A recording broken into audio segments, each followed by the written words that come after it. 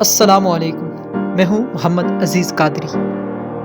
Professor doctor محمد طاہر القادری کے خطاب سفر انقلاب میں سے اسلام میں کسی کو ویٹو کا حق حاصل نہیں۔ وہ افراد جن کی فکر، کردار اور مزاج آمرانہ تھے، انہوں نے ناجائز طور پر ویٹو کا تصور اسلام کے کھاتے میں ڈال دیا ہے۔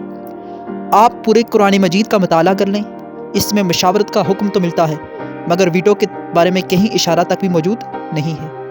احادیث مبارکہ سے اس تصور کی کوئی تائید نہیں ملتی۔ حضور صلی اللہ علیہ وسلم کا وہ ارشاد میں بیان کر چکا ہوں جس میں آپ صلی اللہ علیہ وسلم نے فرمایا کہ 2 کی رائے 1 سے، 3 کی 2 سے، 4 کی 3 سے اور 5 کی 4 سے بہتر ہے۔ مزید یہ کہ ہمیشہ جماعت کا ساتھ دو۔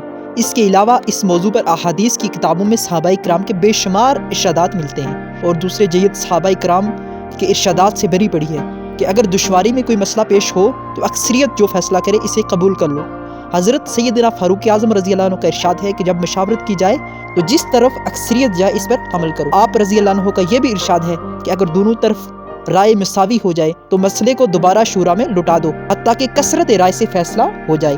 اسلام میں 2 حلقہ ہائے مشاورت ہیں، ایک اہل الرائے کی مشاورت ہوتی ہے اور دوسری عوام الناس کی۔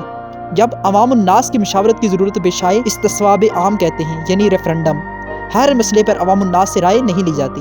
اہم مسائل پر صرف ان اہل رائے سے ہی رائے لی جاتی ہے جنہیں عوام الناس کا اعتماد حاصل ہوتا ہے۔ اگر کوئی مسئلہ عوام الناس سے رائے طلب ہو جائے تو پھر ان کا اکثریتی فیصلہ فائق ہوگا، اس میں بھی کسی کو ویٹو کا حق حاصل نہیں ہے۔ الغرض مسئلہ خواہ عوام الناس کے پاس جائے یا اہل رائے کے پاس، کثرت رائے کی بنیاد پر ہی فیصلہ کیا جائے گا۔